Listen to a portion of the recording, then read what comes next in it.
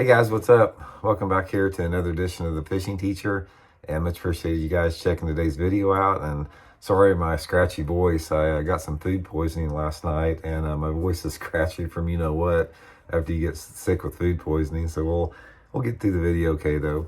Today we want to talk about one of my favorite springtime baits, and that's the old school Shad Wrap. Now guys, this bait has been catching fish for over 50 years. It's a mainstay for everybody. It came out, I think it was in the late 70s or early 80s I first started using it, and it's one of those baits that's withstood the test of time. And I want to talk and give you guys some tips and advice on when to fish it.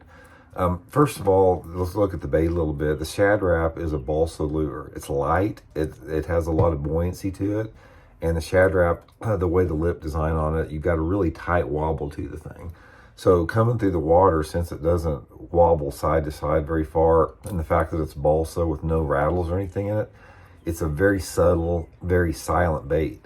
And this is key to this lure working very good in the springtime of the year, because a lot of times when you're dealing with colder water temperatures, like water temperatures in the 40s and 50s, bass don't like a lot of sound a lot of times, especially if you're in water visibility that's over 2 foot. And the Shad Wrap, guys, is one of the best cold water crankbaits that you can throw. And I like it specifically if the water temperature's in the 50s, sort of like it is right now.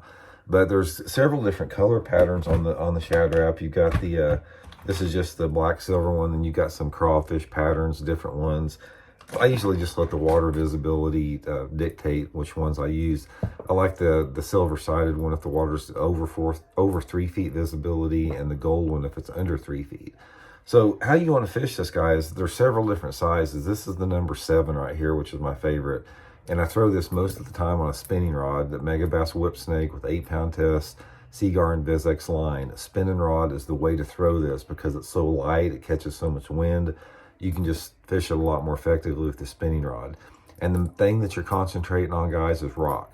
It can be rock of any form. It can be riprap rock, it can be rocky banks, it can be bluffs, it can be, you know, chunk rock bank, just whatever rock that you have, because rock is a key element during the pre-spawn. Those fish, a lot of them move up to rock initially, and this subtle crankbait like a Shad Wrap is going to be one of the top producers for that. So the main thing, guys, is just sort of fish it at a, you know, I usually use some type of a medium slow stop and go retrieve, trying to hit bottom all the time with it. So I'm targeting sort of that 2 to 4 foot zone, and it's just a really good bait to catch a lot of fish this time of year. So if you guys haven't had any, I'll put the Baitworks link in the description. You guys can get them through there, and it's a good way to support the channel. So we'll talk to y'all later. See you.